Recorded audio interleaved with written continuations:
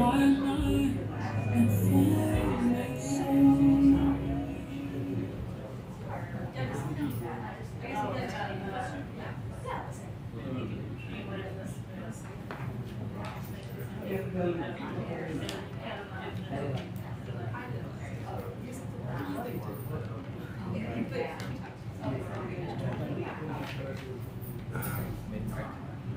one? Yes.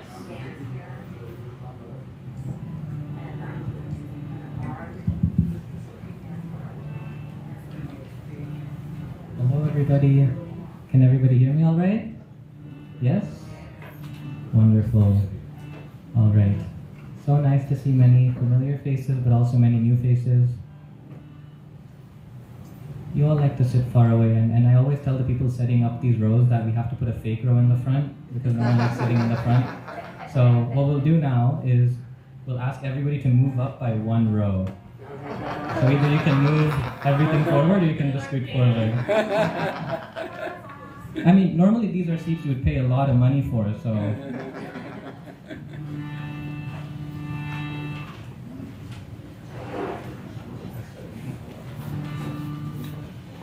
And that gives room to those who join us a little later to join without disturbing.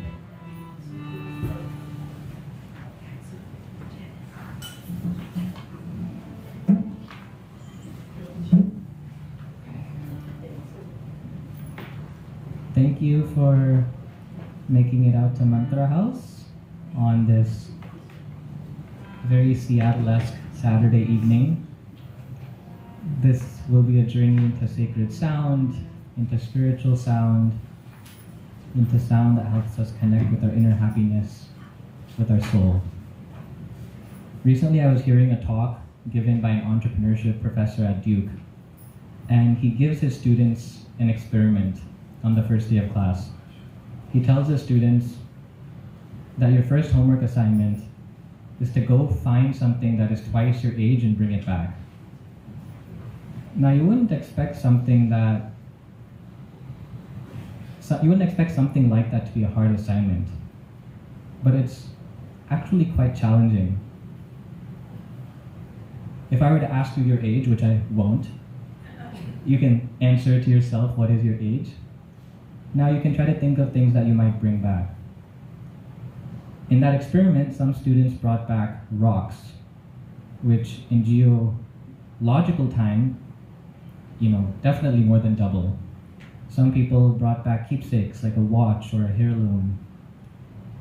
Some people brought back a newspaper that was dated exactly twice their age in prior years. But how old actually are you? Again, you don't have to answer that. But who recalls one of Newton's laws which may relate to this matter? And hint, I just said one of the words in that law.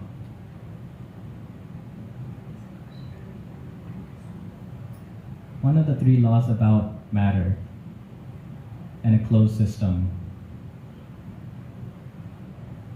is that energy and matter in a closed system cannot be created or destroyed, right?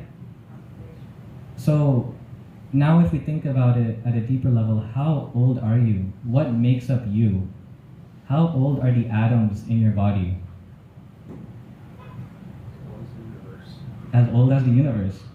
So now if I say I'm 22, am I actually 22? What is 22 then? My body is 22. No, not my body is infinitely old. But the time my soul or my consciousness has been in this body is 22 years old. So this is just a meditation I wanted to start with today, just to kind of give scope of the infinitesimal scale at which we exist in such a vast universe. We might say we all have the potency of great sages hidden within us. So today, the journey of Kirtan is one that helps us connect with our consciousness, with our soul. The one that has been in the universe for millions, trillions, quadrillions, ever since the creation of the universe. And our goal is not to connect on a bodily platform, but to connect on a platform deeper than that. And that is the magic of Kirtan. It consists of sound vibrations which help us do just that. Looking around the room, I think many of you are familiar with Kirtan. I know it takes some courage, but are any of you experiencing a Kirtan for the first time? Welcome. Yes, I know it takes courage to step out of your comfort zone and try something new. So, Kirtan is a call and response form of meditation. Someone called it a divine sing-along a couple of weeks back. And the goal is that we're able to engage all of our senses in this form of meditation. No one can do nothing, not even for an instant. We are designed to be engaging our five senses continuously. So this form of meditation is one where we engage our senses to the best of our abilities. We engage our tongue in repeating the mantra. We engage our ears in hearing the mantra. We try to engage our smell in an environment which is not displeasing. We try to engage our eyes in an environment which is not visually distracting, such that we are able to truly meditate. Otherwise, it's very difficult to meditate because one of your senses will pull you away and off you are into another universe. So the challenge for today is if you feel like the challenge for today is to really focus on the sound vibration. You should be hearing every syllable. If you feel like your mind is taking you away from that, bring it back. That's okay. Yogis who have been meditating so-called perfectly or achieved perfection of meditation, they did so after much practice. Meditation is not meant to be easy, but it is meant to be something that you have to put intentional effort into. So it's okay, you just bring your attention back to the mantra. So today, we will start with a beautiful mantra. Are any of you familiar with this Sanskrit? Ooh, new. Okay, so we'll do a practice run with these words.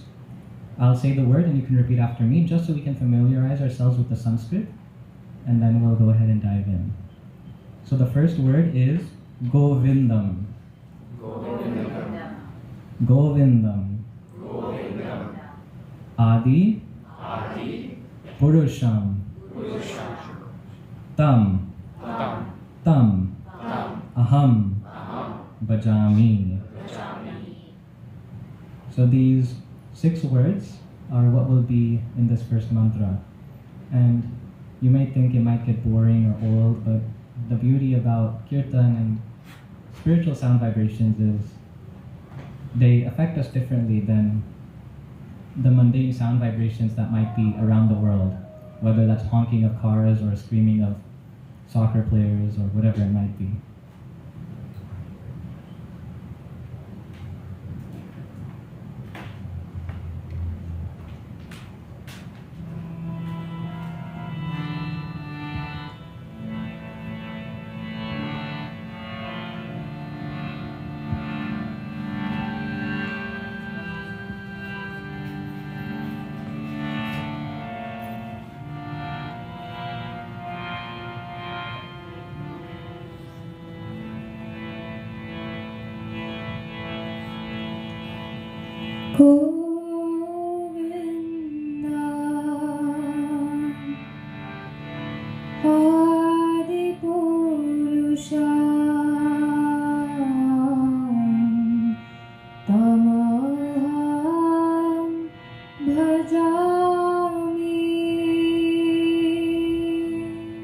Your turn.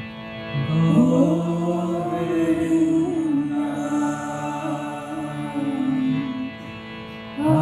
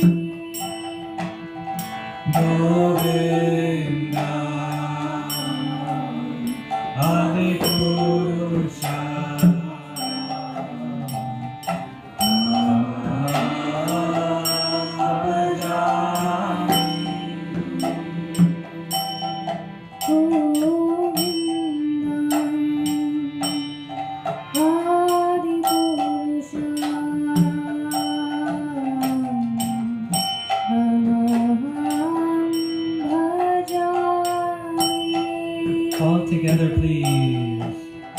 Govinda, Hariusha,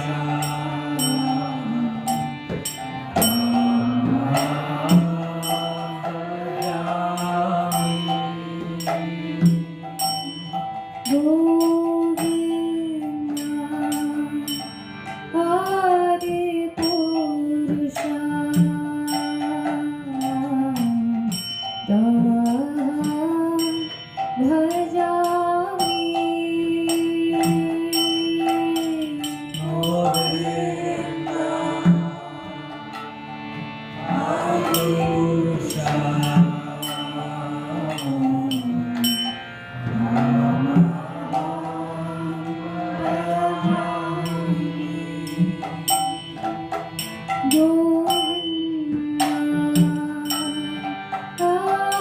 Adipurusha,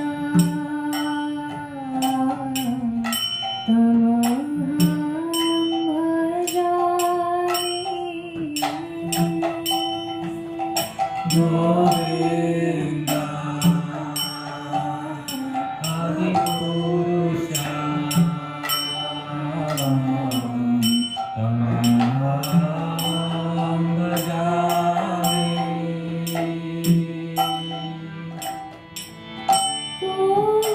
Govinda,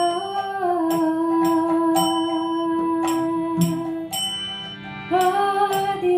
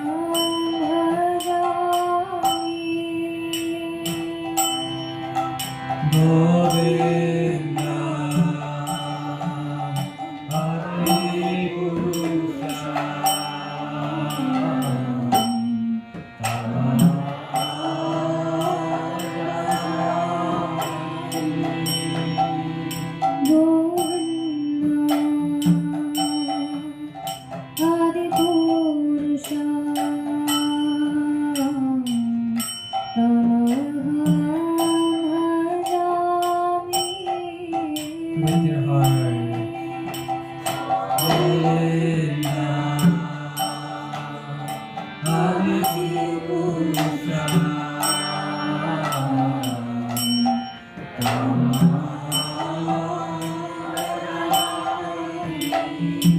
more time, a little louder, please.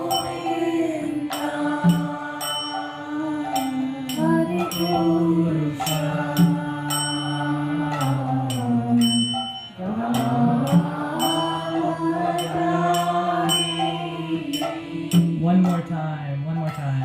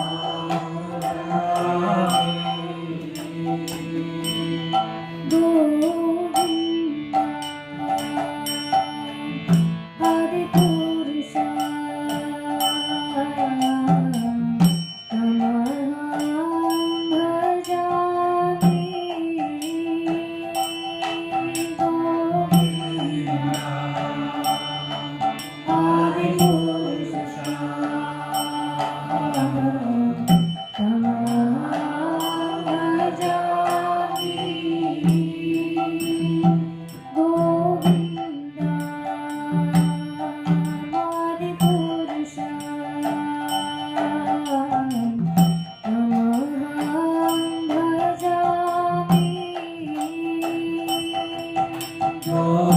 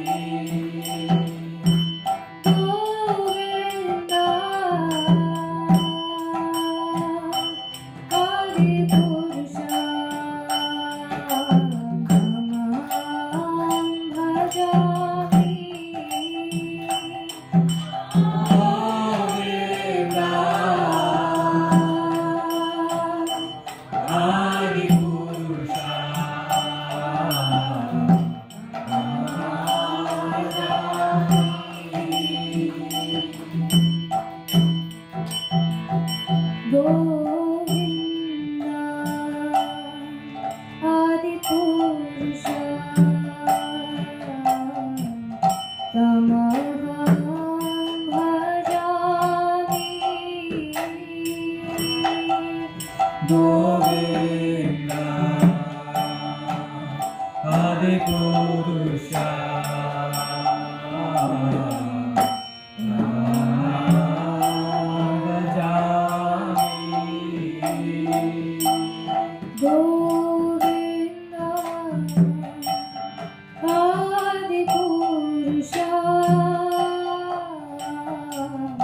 तमहं भजामि Govinda Adipurusha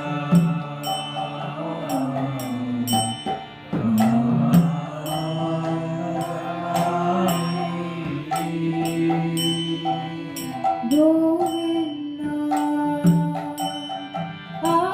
Adipurusha Tamaham bhajami Govinda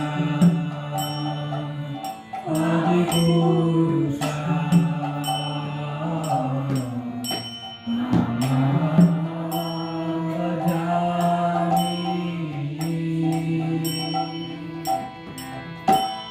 Govinda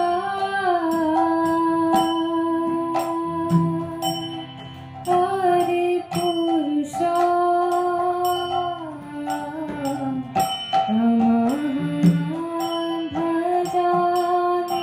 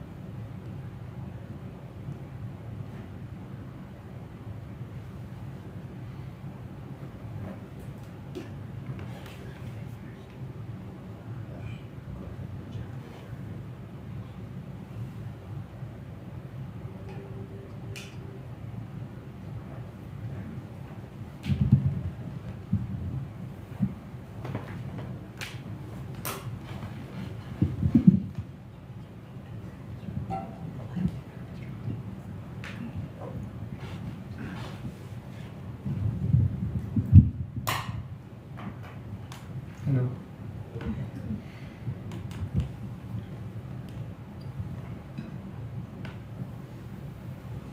So we're going to practice saying the next mantra that we're about to sing.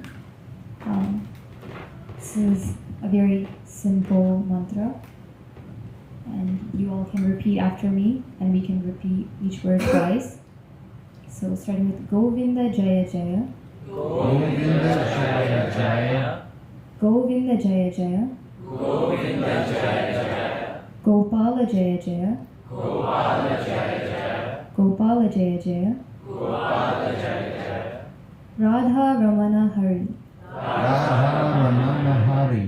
Radha Ramana Hari, Radha Ramana Hari, Govinda Jaya Jaya, Govinda Jaya Jaya, Govinda Jaya Jaya. Govinda Jaya Jaya.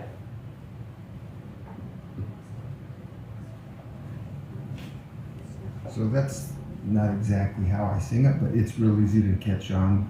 So I'm sure it'll be fine.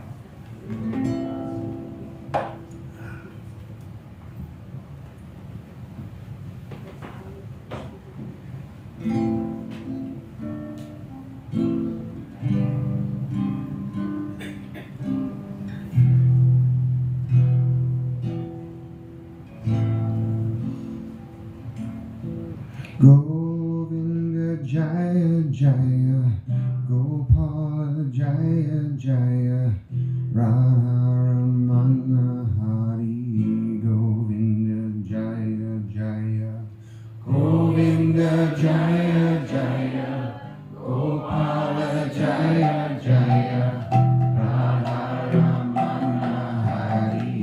Govinda Jaya Jaya, Govinda Jaya Jaya, Gopala Jaya Jaya, Radha Ramana Hari. Govinda Jaya Jaya, Govinda Jaya Jaya, Gopala Jaya Jaya, Radha Ramana Hari. Govinda Jaya Jaya, Govinda Jaya Jaya, Gopala Jaya Jaya, Radha Ramana Hari. Govinda Jaya Jaya, Govinda Jaya Jaya, Gopala Jaya Jaya, Radha Ramana Hari. Govinda Jaya Jaya, Govinda Jaya Jaya, Gopala Jaya Jaya, Radha Ramana Hari. Govinda Jaya Jaya, Govinda Jaya Jaya, Gopala Jaya Jaya, Radha Ramana Hari.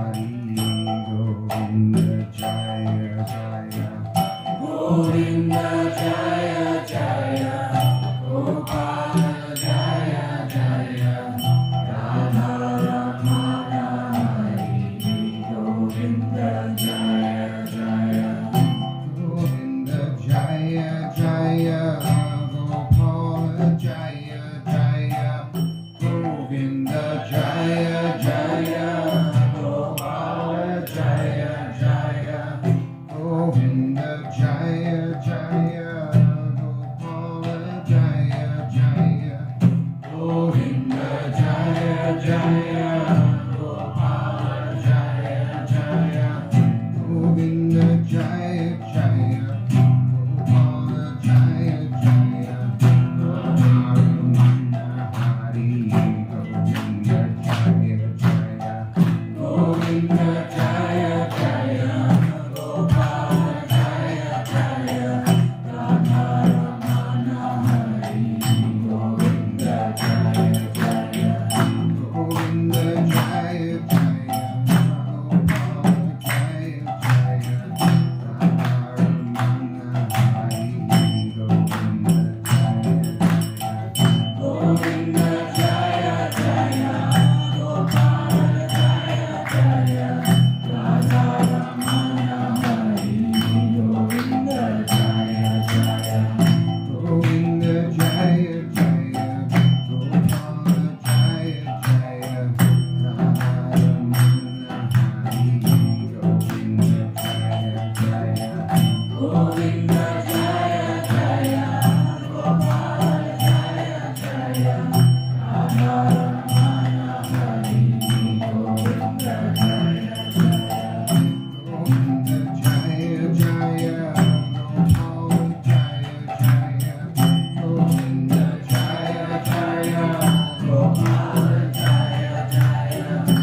Govinda Jaya Jaya, Gopal Jaya Jaya, Govinda Jaya Jaya, Gopal Jaya Jaya, Govinda Jaya Jaya, Gopal Jaya Jaya, Radha Ramana Hari, Govinda Jaya Jaya.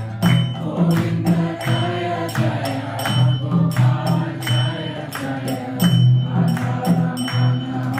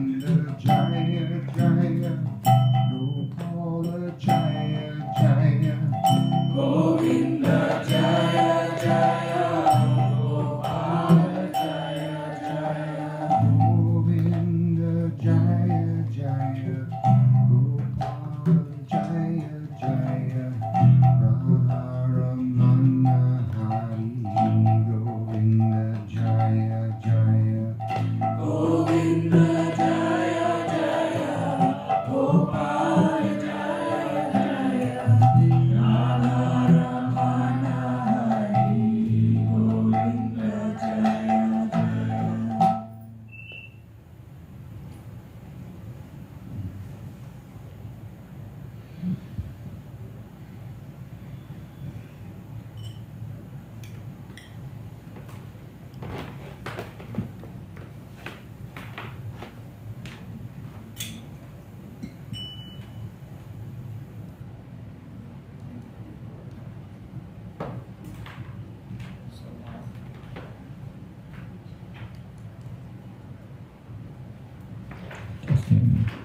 So now we will transition to a quick 20-minute wisdom talk. We always like to sandwich our kirtans with a little bit of wisdom because Bhakti Yoga has so much depth to it.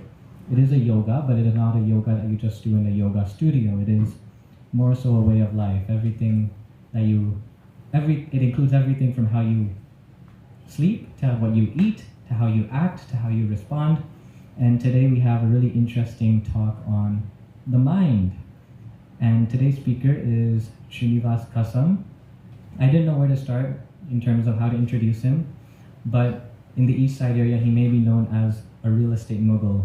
And the reason I wanted to start with that is because oftentimes spirituality, sometimes you have the preconceived notion that, oh, I'm a spiritual person, so therefore I renounce everything, and that means I can't do well in the world, or I can't have a job, or this or that. But spirituality in our lives in this world oftentimes go hand in hand.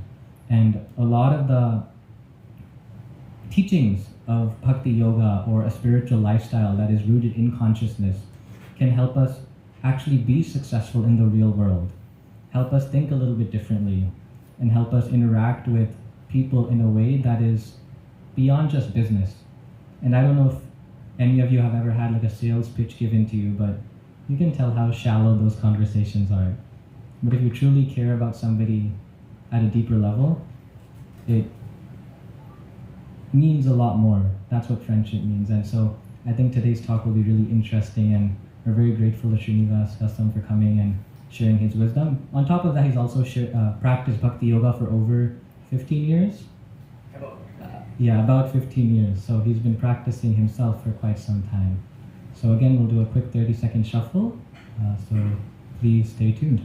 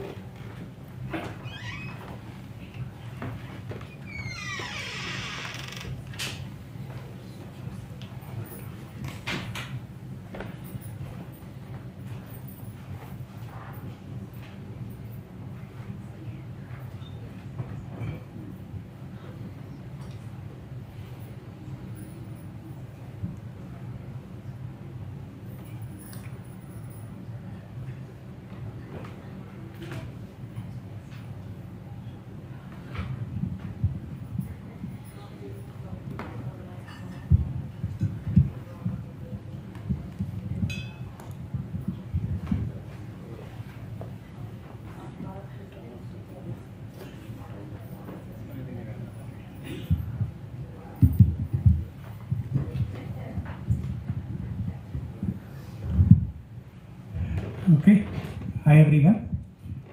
Very happy to be here at Mantra House with a big family. Thank you, Ian and family, for giving this opportunity. I hope I can share some wisdom, the teachings of ancient Vedas. We are at Mantra House. Can anybody tell me the meaning of the word mantra?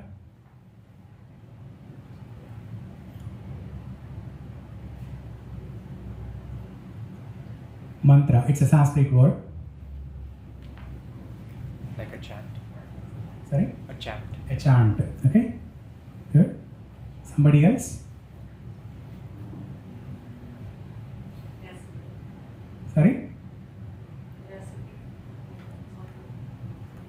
You said recipe? Okay? So the Sanskrit word mantra means mana trayate iti mantra.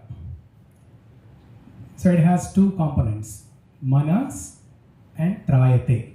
Manas plus trayate. Manas, the word manas refers to mind.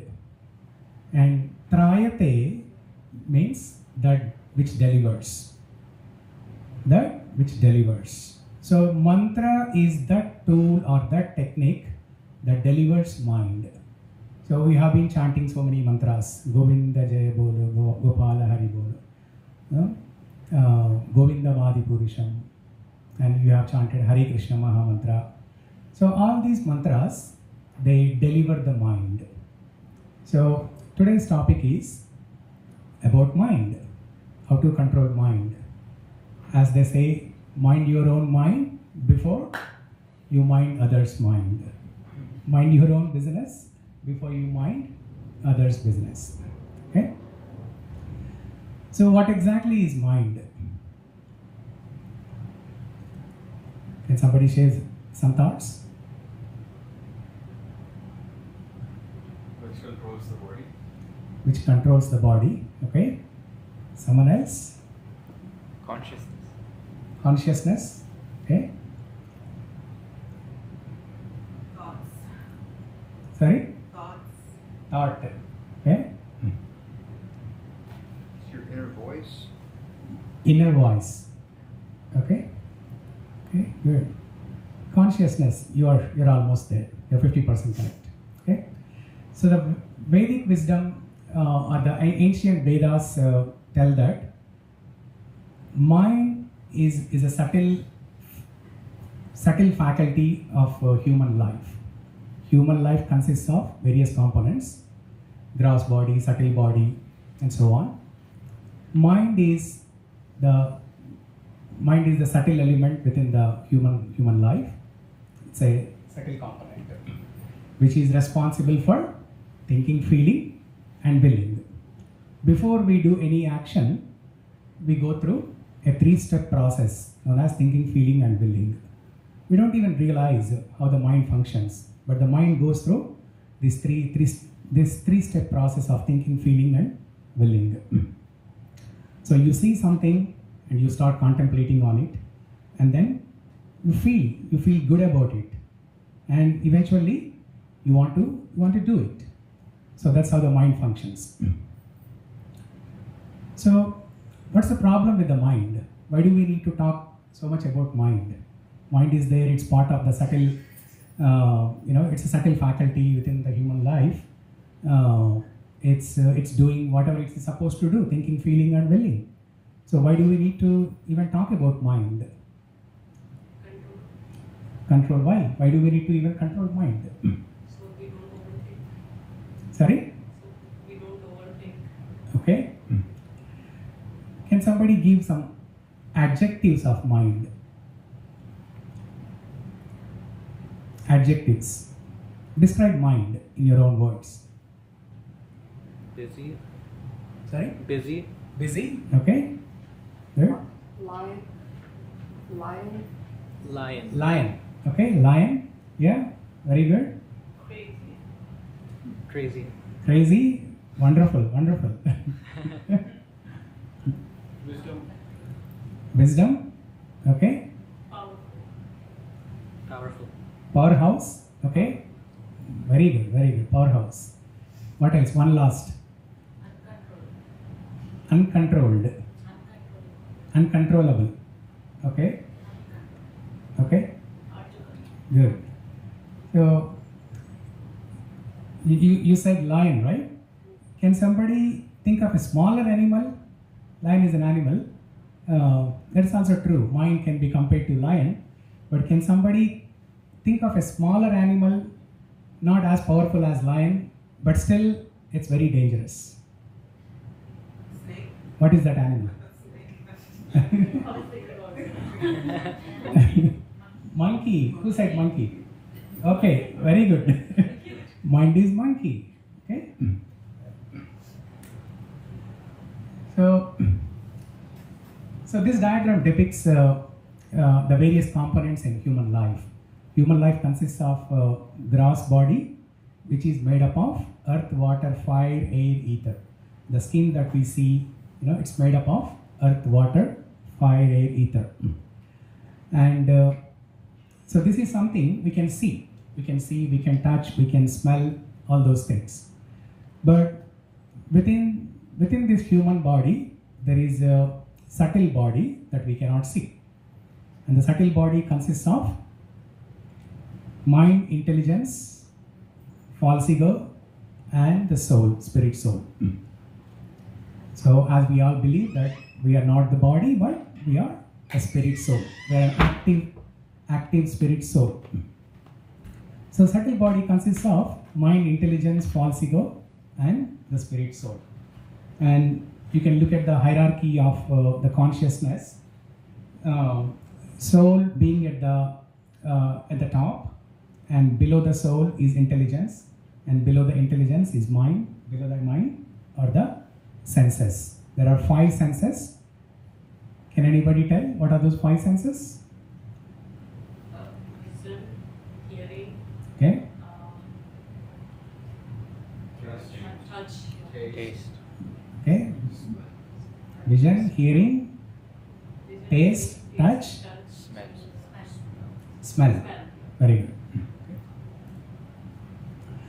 So let's try to understand how exactly the mind works, or what's the body-mind connection, or what's the body-mind and senses connection. Okay. So mind can be compared to, if you think of this whole thing as a family, mind can be compared to the father, and mind can be compared to the mother, intelligence can be compared to the father, and the senses can be compared to children. So children, if they want to do something, what do? That's a small young child, they need a candy. They ask the mom, right? Because they know that they're going to get the candy for sure. Because mom is more affectionate, more loving. Not to say that fathers are not loving and affectionate, but compared to fathers, and today is Women's Day, by the way. Okay, so we have to glorify women a little bit more today. So let's do that. So the child knows how to get the things done. So the child goes to the mother and gets the things done.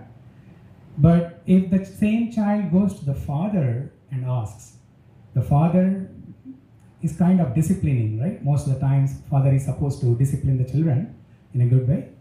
Father may or may not give what the child wants, but father will give what is best for the child. Okay? So that kind of gives you an idea how to understand this whole family of mind, intelligence, and senses. Okay? So, in simple words, intelligence should drive the mind, and mind should drive the senses. Oftentimes, what happens is, in the absence or due to lack of good intelligence, the mind will be driving the senses all over the place. And that's the root cause of all the problems. So what's the root cause of the problems? Mind. Okay? It is said that on an average person gets 60,000 thoughts per day. 60,000 thoughts. So right now we are all sitting here. But where is our mind? Mind is in India, China, Japan. Mind is everywhere. Mind can travel faster than light. Okay? So, and based on the adjectives or based on the description given by everybody about mind is crazy, mind is dangerous, mind is like lion, very powerful, mind is like monkey, very restless. So it is very important to control the mind. Why? Why do we need to control the mind? Can't we do things in our daily life without controlling the mind? What's the problem in doing our daily jobs without controlling the mind?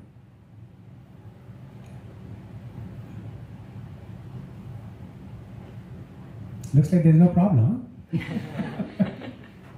everywhere. Sorry? We'll be everywhere. Will be everywhere. Okay. Can somebody tell what can an uncontrolled mind do to us? Chaos. Give me a list of problems now. Be exhausted. Okay. Anxiety. Hmm? Anxiety. Anxiety. Okay. Anxiety. Very good. Fear. Be Fear. Okay. Wonderful. depression. Depression. Somebody said. Okay. Distort our senses. Distort our senses. Distort our senses. Okay. Not make right decisions. Not make right decisions. Wonderful. Yeah. So let's see what an uncontrolled mind do to us. The same mind can be your best friend or it can be your worst enemy. It's the same mind. A controlled mind can be your best friend and an uncontrolled mind can be your worst enemy. The same mind can cause liberation or it can cause bondage. A controlled mind can cause liberation, uncontrolled mind can cause bondage. So it's very important to control the mind, just like how discipline is needed in every walk of life, in every faculty of life. For example, if there is a musician, we had Shrestha and, what's your name, sir? Brady. Brady, okay? Brady, Shrestha and Samarth, they all, and there was another girl, okay? So they all sang beautifully with some instruments. So in order to get some perfection in music, you need discipline. You need some kind of sadhana every day. So without doing sadhana or without some kind of discipline, you cannot achieve what you want to achieve. Similarly, it's very important to control the mind to achieve good productivity, to be peaceful, to be calm, and so many things. So Krishna tells in Bhagavad Gita, which is one of the ancient texts, Krishna says, Uddhared atmanatmanam atmanam avasadaye atmaiva bandhuratmana atmaiva ripuratmanaha. He tells that a controlled mind is your friend, an uncontrolled mind is your worst enemy. Once Alexander the Great, I guess everybody knows about Alexander the Great. Alexander the Great, he was traveling and he happened to stop at a place where there was a hermitage of a saintly person. So he stopped there and he was expecting the saintly person to come and visit Alexander the Great because he's Alexander the Great. So, but the saintly person wouldn't come outside. And Alexander the Great, he gets very irritated, he gets very angry, and he goes inside the hermitage and looks at the saintly person and asks him, how dare you not to come and pay visit to me? The saintly person says, I don't need to come and see you. You need to come and see me. And Alexander the Great, he got furious and he takes out the sword and he was about to chop off the head of saintly person. But before that, he gives him 30 seconds and says, tell me who you are and then I'll leave you. And the saintly person says, I am the master of your servant. And Alexander the Great, he's confused. What? You're the master of my servant? And he asks the saintly person to explain further. And the saintly person says, the mind is your servant. Sorry, the mind is your master. you are controlled by your mind. Whereas I have mastered my mind. I have controlled my mind. So I am the master of your servant. So even though Alexander Great, how great he can be, but if he has not controlled his mind, he is a slave in the hands of his own mind. He is a slave. Whereas the saintly person who has mastered the art of controlling the mind, he is the master. He has controlled the mind and he is the master. And what can a controlled mind do to us? It can do a lot of good things. For example, at a workplace, it can improve your working relationships with the colleagues. It can improve productivity. It can improve, mental health, and so on. There are so many good things that you can achieve with a controlled mind.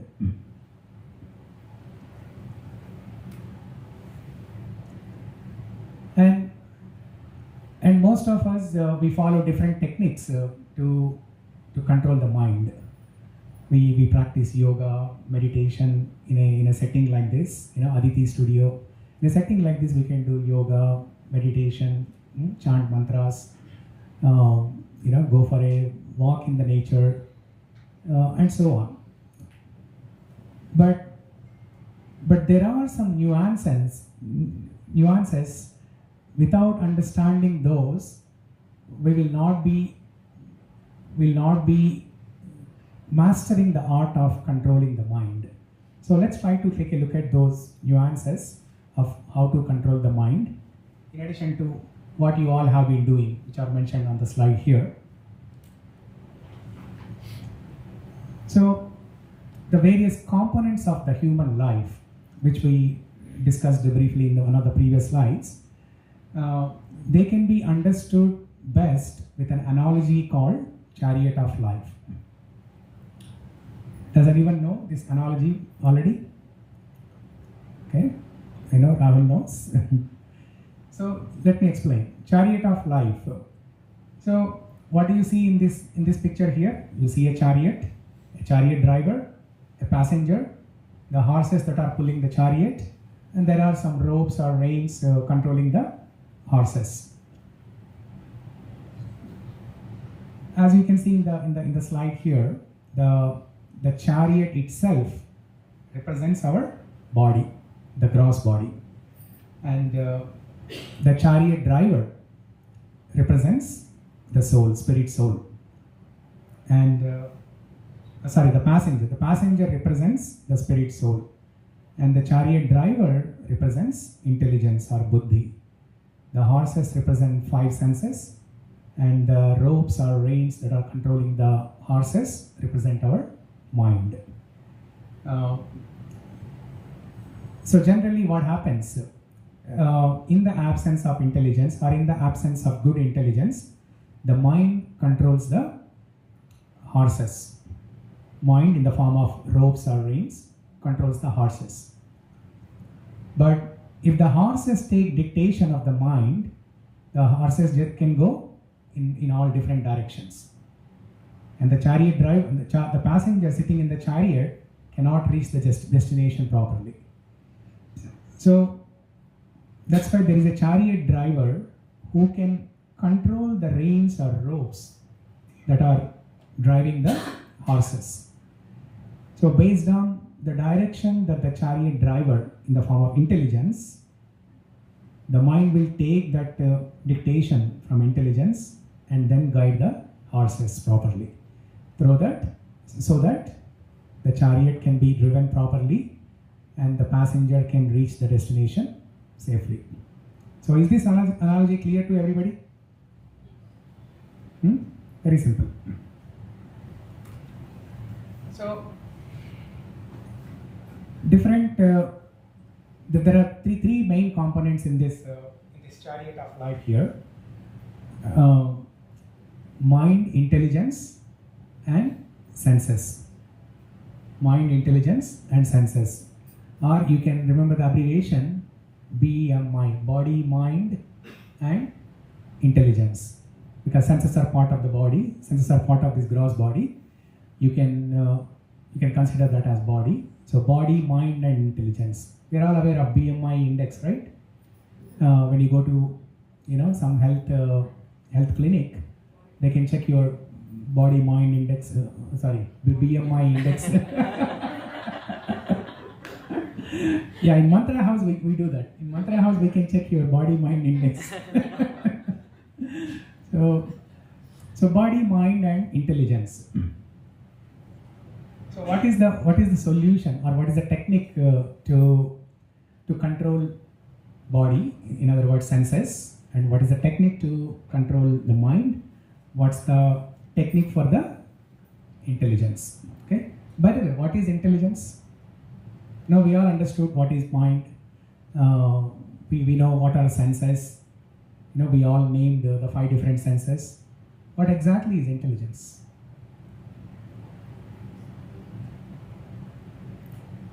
It's part of the subtle body, as we showed in the previous slides.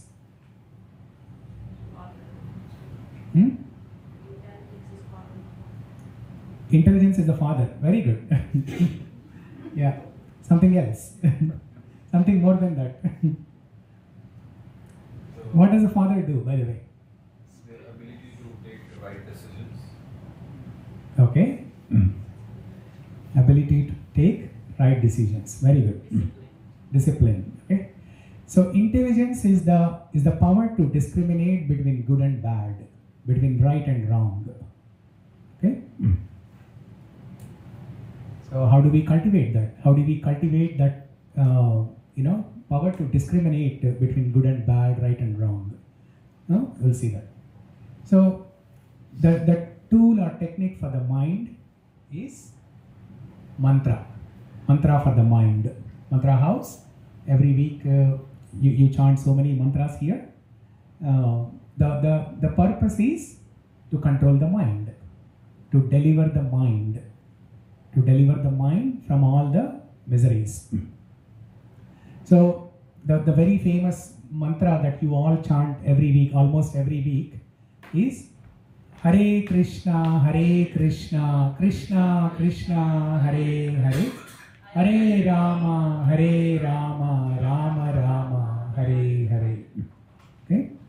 In addition to other mantras that you have been chanting. Okay?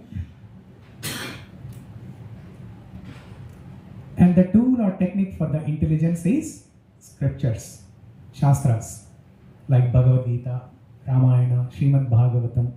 There are so many ancient texts that are available, which deal with the mind, which deal with all the different problems that the mind faces, like anger, lust, greed, and so on.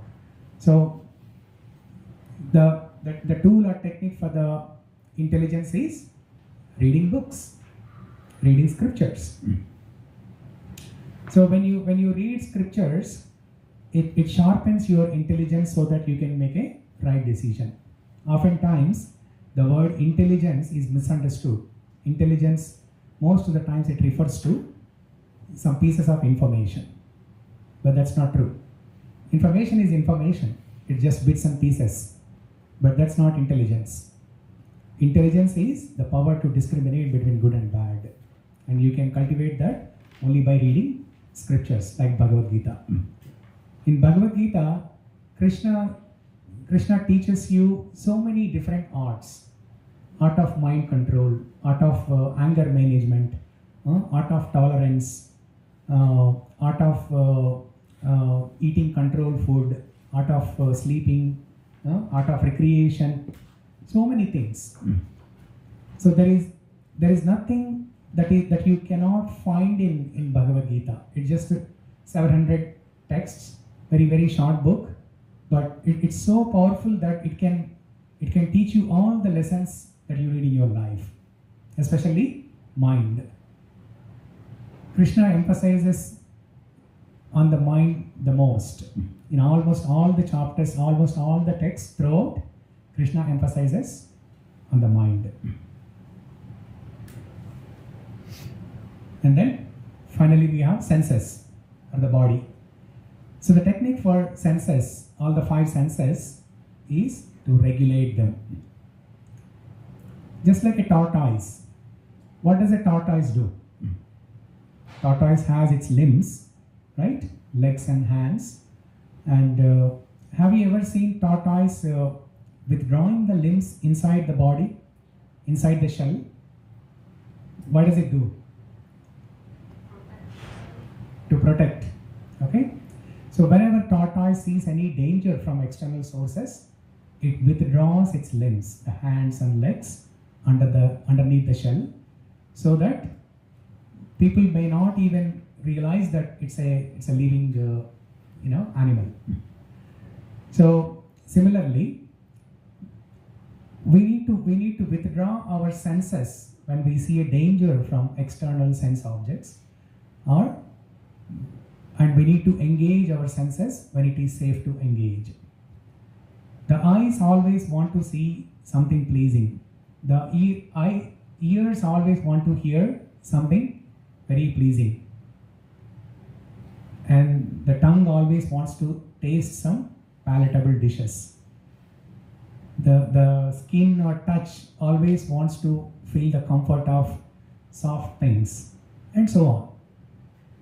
So there is nothing wrong in engaging the senses in whatever they're supposed to be engaged, but the quality or the different things that you engage your senses, that's what matters. If you don't regulate your senses and engage them into everything, then that's a problem. So you need to know when to engage your senses and when not to engage your senses, when to withdraw your senses. So whenever you see that it's a danger to your mind and it's a danger to your overall well-being, you withdraw your senses. And when it is safe, and when you don't see any harm in engaging your senses, you can engage your senses. For example, in a setting like this, on a Saturday evening, it is very safe to engage all your senses, your ears, tongue, your eyes, everything. But on the same Saturday evening, what else can you do? There are so many other things that you could do, right? But you all chose not to do those things and made a wise decision to come here to Mantra House. You have been coming here every week and engaging your senses in the proper way. So this is what is called as regulating senses. So, and this is a very famous picture. Everybody, is very well aware of this. Don't hear evil, don't speak evil, and don't see evil. Okay? Okay? We are almost at the end of the session. Any questions?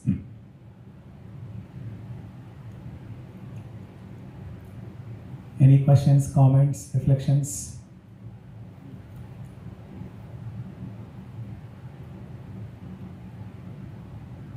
Yeah.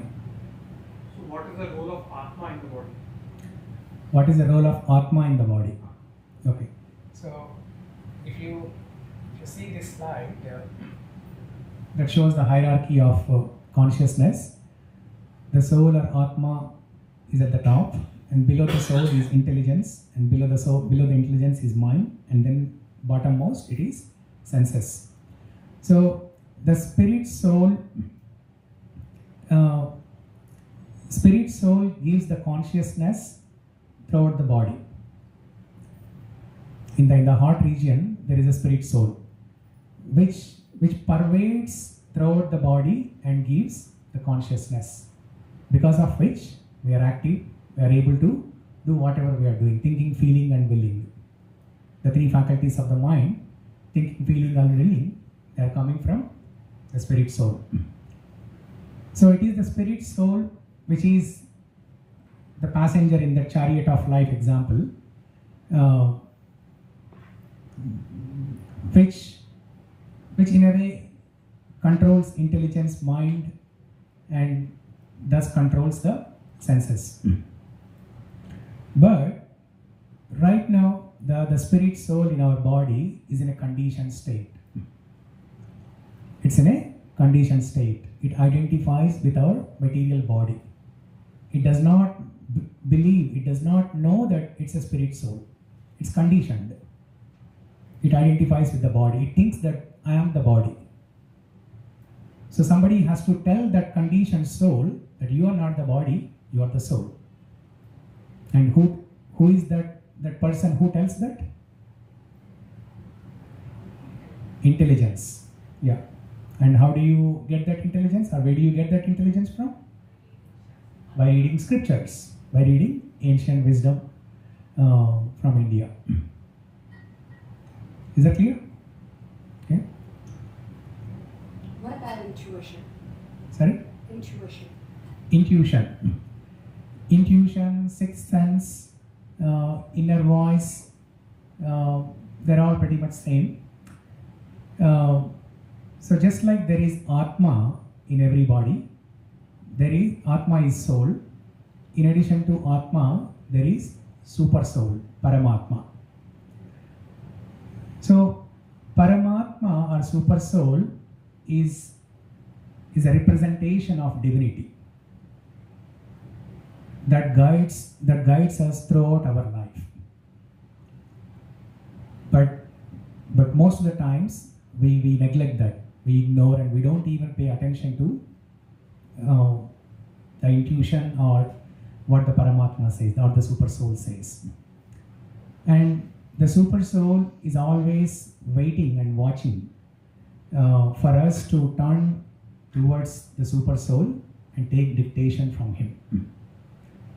So right now, we are sitting here, and after the session, we'll walk away, we'll drive our car, we'll go our home, and Monday morning we go to our workplace. So there is somebody who is guiding us throughout our life in doing all these things. So it is that super soul who controls us in doing all the things in our life. So if we are able to listen to the intuition or the instructions of the super soul, then our life will be perfect. That's the goal. That's the goal of our life.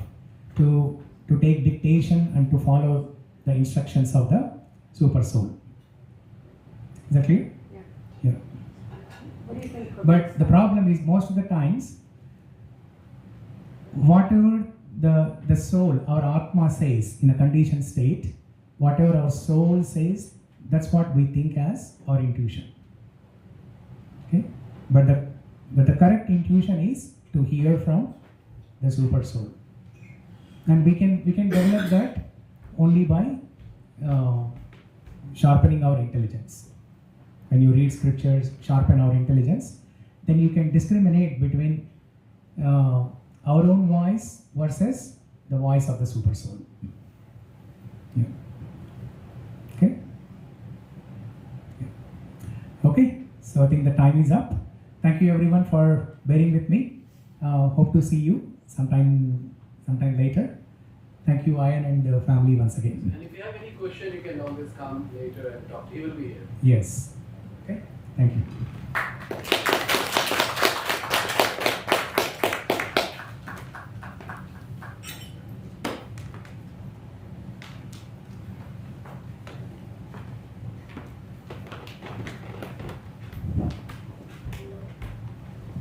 All right, so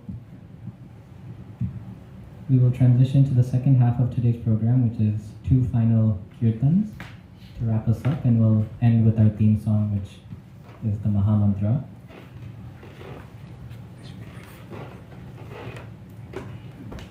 I know we've all been sitting for a little bit, so if you would like, you can stand up, stretch your legs, stretch your arms, while we all readjust ourselves up here.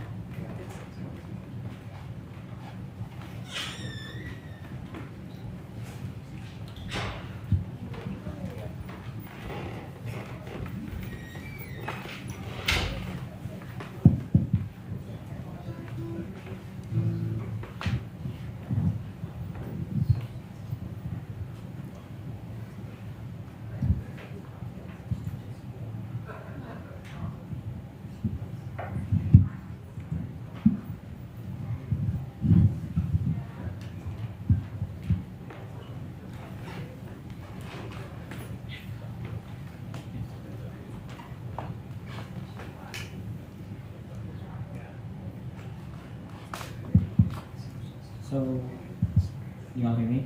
No, not really, right?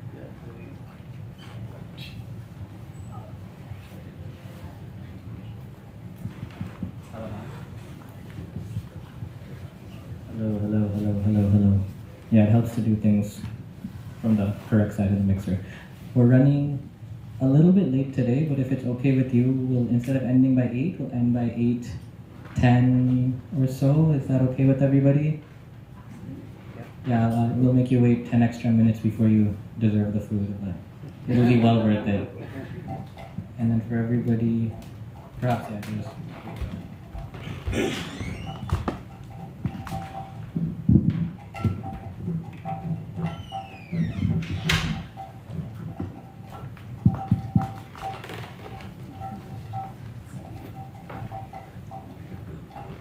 Okay, so this new mantra that we're gonna be singing now is quite simple. It's just Jai Jai Radha. You all can repeat after me. Jai Jai Radha. Jai Jai Radha. Jai Jai Radha. Jai Jai Radha. Ramana Hari Bol. Ramana Hari Bol. Ramana Hari Bol. Ramana Hari Bol. So the same line twice. Jai Jai Radha Ramana Hari Bol. Jai Jai Radha Ramana Hari Bol.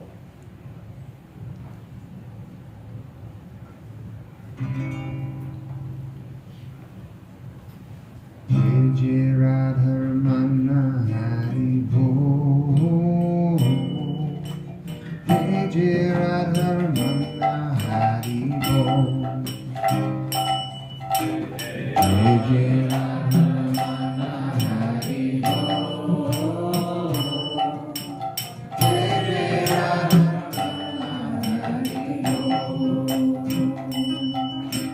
Jai Jai Radha Ramana Hari Bol.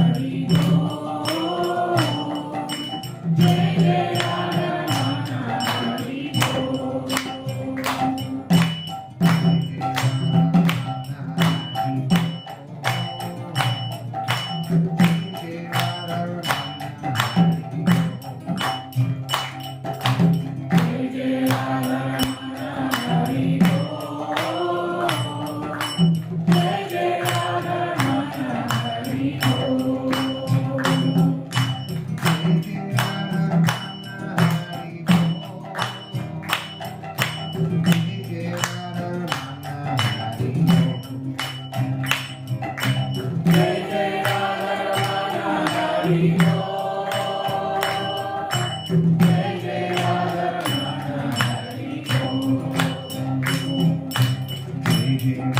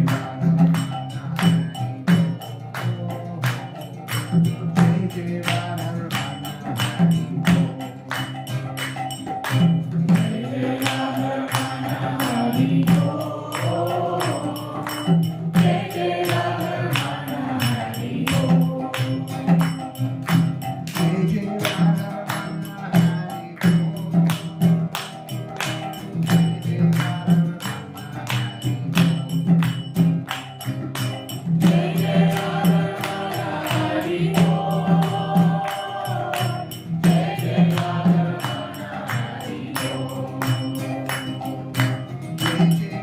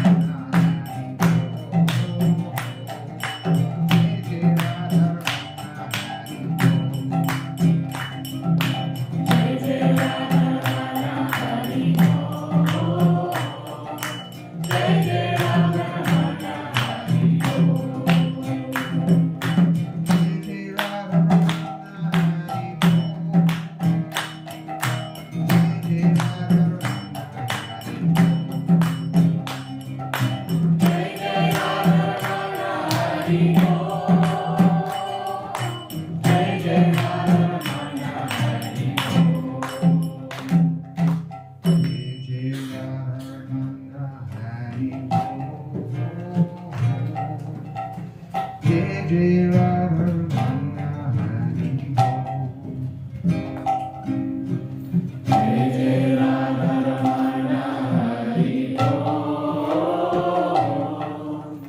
Jai Jai Radha Rama Hari Bol.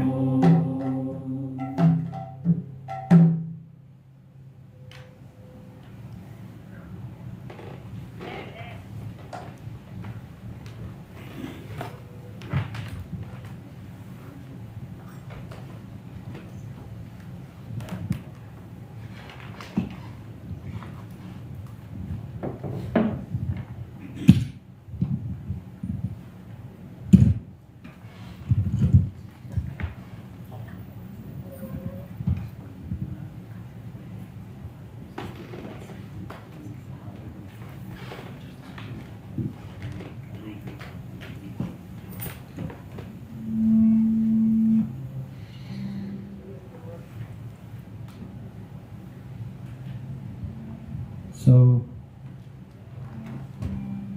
I'm waiting for the day to get wireless mics. So we'll end with our theme song, the Maha Mantra. So all these mantras are actually written in Sanskrit, and for generations, the ancient sages, or I guess that's implied, sages is implied that they're ancient, but the sages of India have studied the science behind happiness and joy. And that is what's been passed down in these Sanskrit writings, these wisdom literatures, as we like to call them, or the yogic texts, the Yoga Sutras, many, many names.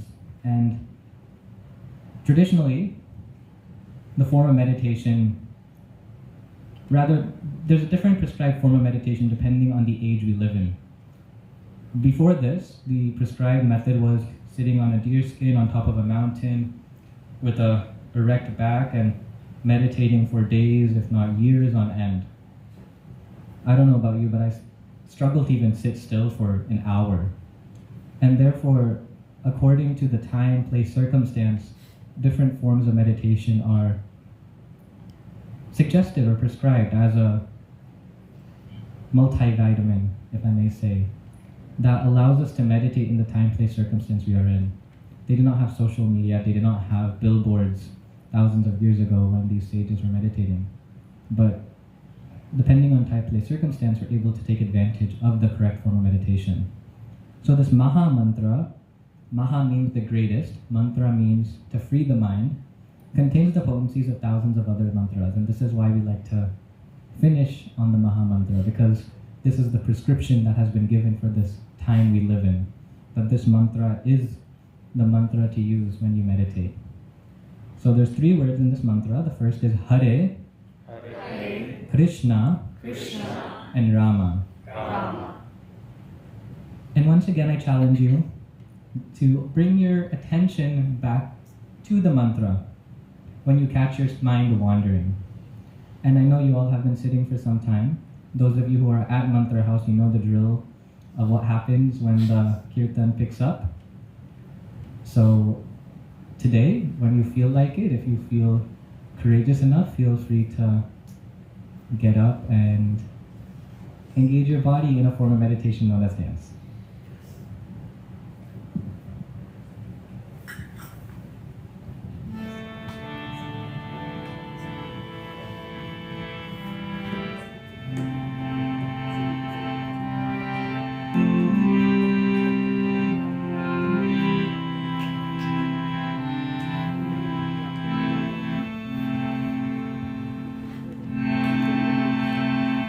Hare Krishna